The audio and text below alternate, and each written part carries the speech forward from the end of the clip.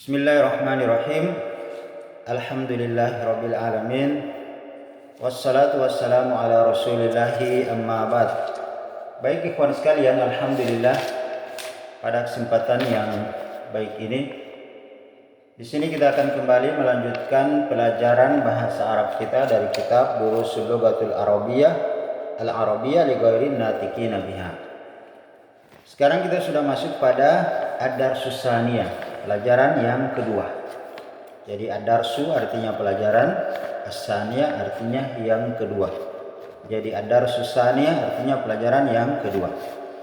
Nah, ikhwan sekalian, pada pelajaran yang kedua ini kita akan belajar yaitu kata zalika yang artinya itu. Kalau sebelumnya kita sudah belajar hada yang artinya ini. Nah, sekarang kita akan belajar zalika, yaitu artinya itu. Nah, ikhwan sekalian, sebelum kita membacakan beberapa contoh kalimat yang terdapat dalam kitab Durusul Lughatul Arabiyyah li ghairin natiqina biha di sini, terlebih dahulu saya ingin menjelaskan apa itu zalika, definisinya. Zalika pengertiannya ikhwan sekalian didefinisikan sebagai huwa ismun isyaratin lil mufradin al mudzakaril ba'idi al aqil wa ghairil aqil. Itu definisi dari zalika. Jadi zalika itu didefinisikan zalika huwa, zalika adalah ismun, yaitu satu ismu isyaratin, kata tunjuk, lil mufradin, untuk menunjuk satu benda yang mufrad, tunggal. Di pelajaran nahwu kita sudah belajar apa itu isim mufrad. Kemudian al-mudzakkari, isim yang dikhususkan untuk laki-laki, ya, khusus untuk laki-laki. Al-ba'idi, untuk sesuatu yang jauh. Al-aqil, baik itu sesuatu yang berakal. Wa ghairil aqil, maupun untuk sesuatu yang tidak berakal. Jadi zalika adalah huwa ismun isyaratin lil mufradin al-mudzakkari al-ba'idi al-aqil wa ghairil aqil. Itu definisinya. Nah, jadi zalika adalah kata tunjuk, ya, kata tunjuk untuk kata tunggal, untuk laki-laki yang jauh, baik untuk yang berakal maupun untuk yang tidak berakal. Maka ikhwan sekalian, teman-teman sekalian, dari definisi di atas ya bisa kita pahami bahwasanya penggunaan kata zalika itu setidaknya ada 5 penggunaan kata zalika berdasarkan definisi di atas. Yang pertama, penggunaan kata zalika itu sebagai ismu isyaratin, sebagai kata tunjuk. Kemudian yang kedua, penggunaan kata zalika sebagai lil mufradin, untuk menunjuk satu kata benda atau kata tunggal.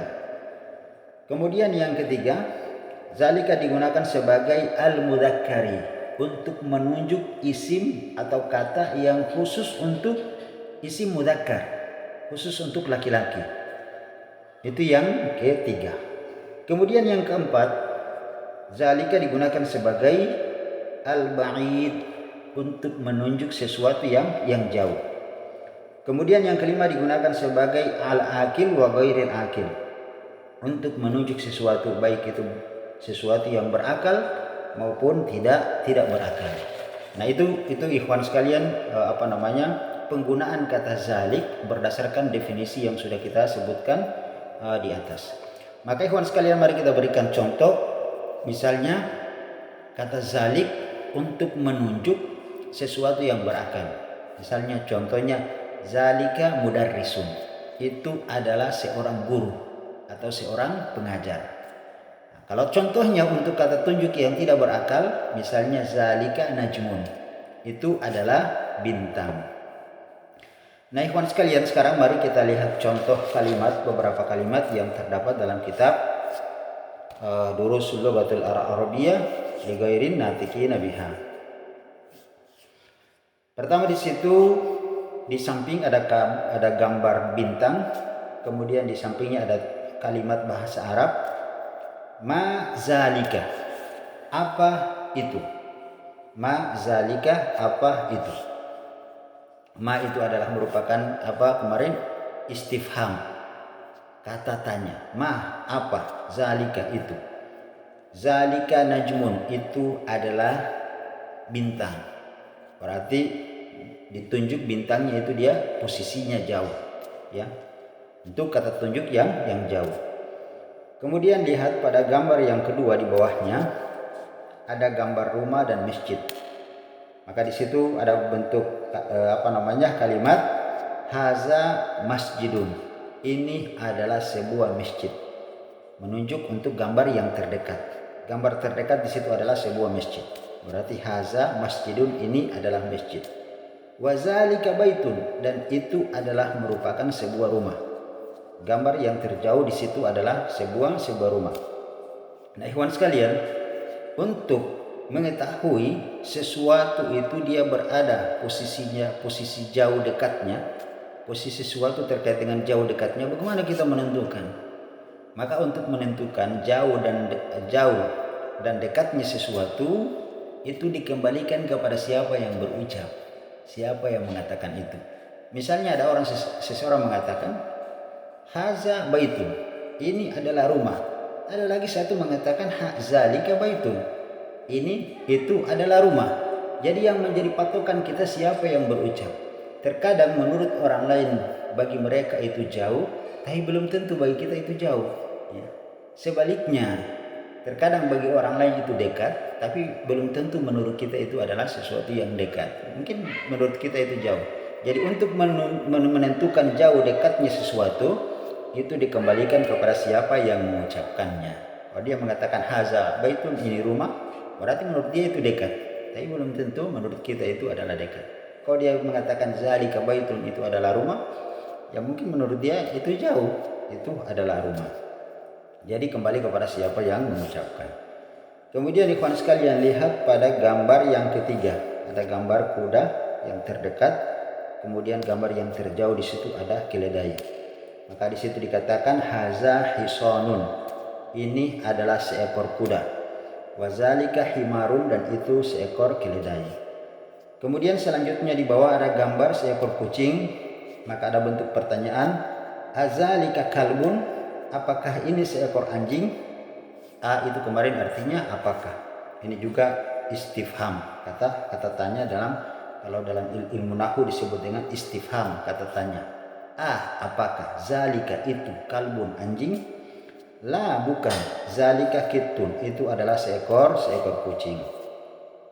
Kemudian berpindah kepada gambar yang terakhir, ya, yaitu mazalika, apakah itu? Zalika sarirun, itu adalah ranjang atau tempat tidur.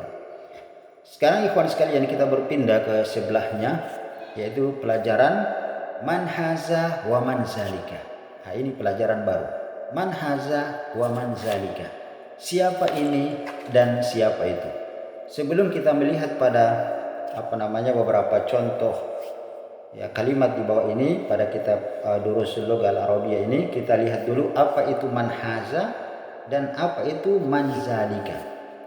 Jadi man haza penjelasannya seperti ini. Man haza huwa su'alun 'anil qaribi al-'aqil. Su'alun 'anil qaribi al-'aqil. Sebuah bentuk pertanyaan anil qaribi, yang pertanyaan itu untuk menanyakan sesuatu yang dekat, al-aqil, yang berakal. Dikhususkan untuk benda-benda yang berakal. Kemudian kalau apa itu manzalika, maka manzalika itu didefinisikan sebagai su'alun, satu pertanyaan, anil ba'idi, untuk sesuatu yang jauh, al-aqil, dan untuk sesuatu yang berakal. Jadi kalau man haza su'alun anil qaribi al-aqil, pertanyaan untuk sesuatu yang dekat yang berakal. Kalau man zalika, siapa itu, adalah su'alun anil ba'idi al-aqil, pertanyaan untuk sesuatu yang jauh yang berakal. Nah, ini kawan sekalian. Sekarang mari kita lihat beberapa contoh kalimat yang ada di kitab Durusul Lughah di sini. Man haza wa man zalika, siapa ini dan siapa itu. Perhatikan di gambar itu ada seorang guru yang sedang mengajar, kemudian ada imam yang sedang memimpin pelaksanaan sholat berjamaah. Kemudian ada bentuk pertanyaan, hadza mudarrisun. Ini isim ya, menunjukkan, menerangkan, hadza mudarrisun, ini adalah seorang guru atau pengajar. Wazalika, dan itu adalah imamun, seorang imam. Jadi gambar terdekatnya adalah seorang mudaris, seorang guru, dan gambar terjauhnya adalah imam yang sedang memimpin sholat berjamaah. Sehingga bentuk menunjukkan kata tunjuknya itu hadza, ini mudarrisun, ini adalah seorang guru. Wazalika, dan itu adalah imamun, seorang imam. Kemudian ikhwan sekalian, kita lihat pada gambar yang selanjutnya itu mazalika, apakah itu? Maka jawabannya adalah zalika hajarun, itu adalah sebuah batu. Ya, jadi hajarun itu artinya batu. Kemudian gambar yang selanjutnya di bawahnya hadza sukarun, hadza sukarun wa dzalika labanun. Sukarun itu artinya gula. Hadza sukarun, ini adalah gula. Wa dzalika labanun, dan itu adalah susu. Jadi labanun dalam bahasa Arab itu artinya susu. Kemudian yang terakhir kita lihat tamrin, latihan. Pelajaran terakhir, latihan pada pelajaran yang kedua ini, yaitu iqra waktu. Iqra kemarin adalah fi'il amr, artinya bacalah. Wa itu dan, kemudian uktub, tulislah. Ini juga fi'il amr. Yang pertama, hadza sukarun wa dzalika labanun. Ini adalah susu, wa dzalika labanun, dan itu adalah hadza sukarun, ini adalah gula, wa dzalika labanun, dan itu adalah susu. Kemudian yang kedua, man zalika, siapakah itu? Zalika imamun, itu adalah seorang imam. Yang ketiga, azalika kitun, apakah ini seekor kucing? La, bukan. Zalika kalbun, bukan, tapi itu adalah seekor anjing. Mahaza, apakah ini? Hadza hajarun, ini adalah sebuah batu. Perhatikan kalimatul jadidah yang terakhir, kata-kata baru yang wajib antum hafalkan. Kalimatul jadidah, kata-kata baru.